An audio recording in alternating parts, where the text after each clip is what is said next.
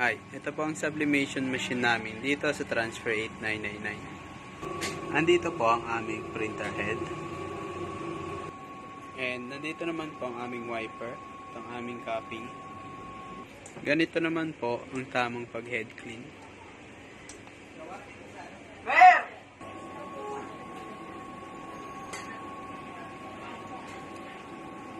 Ganito naman po ang tamang pag-nozzle check.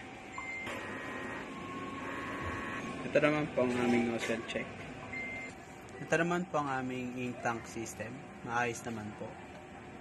Andito naman po ang aming ink stock. At unused na mga inks. Kompleto naman po. Andito naman po ang aming 24 inches media roll. Andito naman po ang aming daily checklist.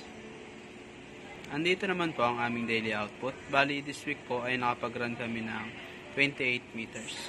Yun lang po. Thank you.